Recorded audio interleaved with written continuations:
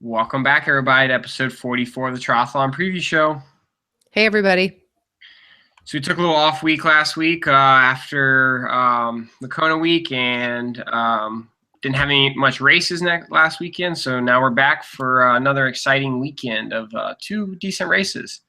Yeah, we had well, there was that one, the new race in China, but it was a smaller field, and Brad Collefelt and Rodka won it, so keeping it in the family, so to speak, since they're engaged to be married.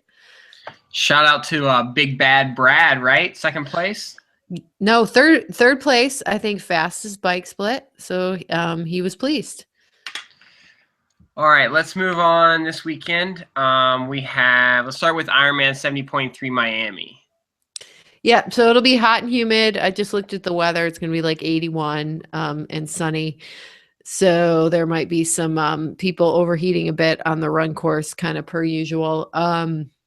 Swim is it always takes place like kind of in the dark, and I know in the past there's been like, it's weird how it's just one loop, but it's kind of set up like a trapezoidal type, like it's not just an out like rectangular thing, so sometimes people miss buoys, but I think maybe they solved that might have been a first year snafu a few years ago. But anyway, I remember that.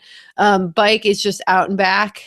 So usually you'll get the wind on one section flat, kind of just all the way out through intersections and such. Pretty boring in terms of, scenery. I don't know, I guess. It's Miami. And then the run is two loops kind of around the South Beach type area. And that's it. So it's all flat and it's a fast race. All right, let's start with the females. There's definitely a lot of names on this list. A lot of people that just did Kona too. So people are getting back after it, looks like, right away. Yeah, I mean, and Leanda, I mean, she lives in Miami and she's done this several times and done well, kind of racing right after Kona. And she didn't have a great Kona, kind of a slower run. So sometimes as long as you recover from the actual just long day and get some good sleep, your body's not quite as broken down. So she might be ready to hit it, and she's getting ready for the Island House Triathlon next weekend. So she's probably ready to go. I mean, she's experienced. She can back that up, and we've seen her do it. Actually, seems like a lot of times she races a lot better after Kona than she had beforehand. We have world champion Holly Lawrence on the start list again. Yeah, I noticed like she's number 99, so that tells me she put her name on kind of last minute, and she's also getting ready for the Island House, and she is in Miami. Her boyfriend's on the men's list. So I'm wondering if she's actually going to start, or if it was like just like put her name on the list in case Island House got canceled after the hurricane thing. So curious to see if she starts. Or if she's going to try to kind of win the big money next week at Island House, which we'll discuss next week. But besides those two, I mean, you still have Jen Spielander, you have Ellie Salthouse, Corinne Abraham. Let's see here else. We got Emma Kay Lidbury. Yeah, Amanda Stevens is on the list, but she's often trigger happy on active.com. So don't know for sure she's racing. Melanie McClade is also on the list. She's coming back from pretty serious ankle surgery, so her swim and her bike have been solid. Her run is kind of a work in progress, so we'll just have to see kind of where that is for her, but she could very well be up near the front coming off the bike. And Jen Spielander, we haven't seen her race since Oklahoma City, and had a bit of a meltdown there. So she's going to be racing again in a humid climate. So hopefully she's got kind of a new plan, hydration, pacing wise, because she's got the goods to be up front. She just needs to manage that heat, especially on the run. I'm trying to remember a little off my game. Lauren Capone. 72. I can't remember where I remember her from. Yeah, she I know she trains with the Tri Soda squad. I don't know if try if Brett is her actual coach, but she was over in Europe training with them, and she was in Oklahoma City as well. Didn't do great there, but she's definitely racing, and she's training with the Tri-Soto squad. She's doing the work, so it probably won't be too long before you kind of maybe see a breakout with her. I don't know. Another one to look out for is Ashley Clifford. She's a great runner, so if there are people kind of faltering in the heat, she's one who could capitalize on that. All right, let's move on to the male list then. A lot of names on the male list, like 59. Yeah, 59 names. Yeah, I just looked, and Michael Raylert is starting. I mean, he's been off since I think St. George. He got Epstein-Barr, so basically like mono, but a little worse. So this is his first race back, so don't really know what to expect there from him. He's won this race twice, so he knows the course. I feel like he's gone like 3:39 on this course, so that tells you how fast it is. Terenzo, he didn't have a great Kona. We'll see how he does. He's going to be doing the Island House next week too, and you know how he likes to race 2 weekends in a row. So this will be his warm up, I guess, if he starts.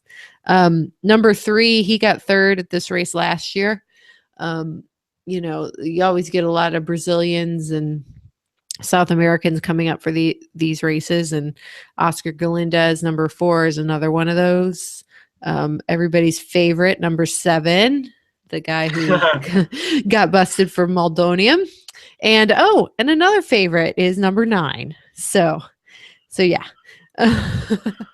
Worth mentioning. And then Taylor Reed's on there. So I think this might be his last race of the season, or he might be doubling up next week and doing Austin or Los Cabos. But, he's got the goods as well to have a good race. Ben Collins. Yeah, Matt Hansen.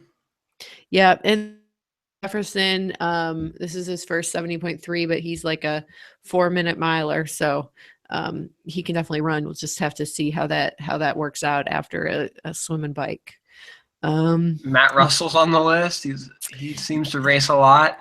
Yeah, and you know what? He does well. Like he did what? Chattanooga, and then he did Kona. He got 12th in Kona, which is a solid result. You often forget like 12th in Kona is really good, but you don't get on stage and you don't get paid, and it's like, oh God. Sven Riederer is someone to kind of keep an eye out for, number 50. He's, Olympian, ITU, he's just one of those guys that's always kind of top 5 in the ITU, and sometimes like vying for a position, but for a podium position there, but we'll just have to see how his first 70.3 goes. But yeah, I mean, there's a lot of good people. You just don't know where people are. Like, so it's like some people have raced a lot. Some people are coming back from injury, so this is kind of like the start of their season. Some people are tired from Kona, and some people are ready to be done. So you just it's kind of a crapshoot on how people are going to do. Do you want to pick winners? Just winners? Female, male? Yeah, let's do it. On the women's side, I'll go. I don't think Holly Lawrence is starting. That's just my hunch. I'll go with Cave to win on the women's side, and I'll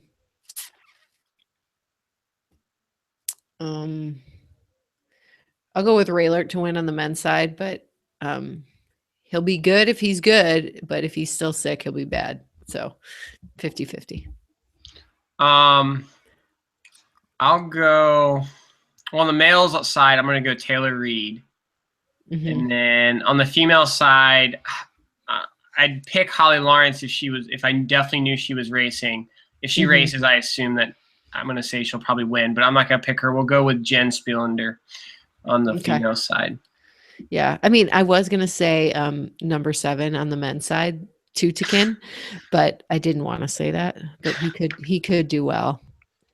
So, all right. And then we have Challenge Aruba, also kind of tropical.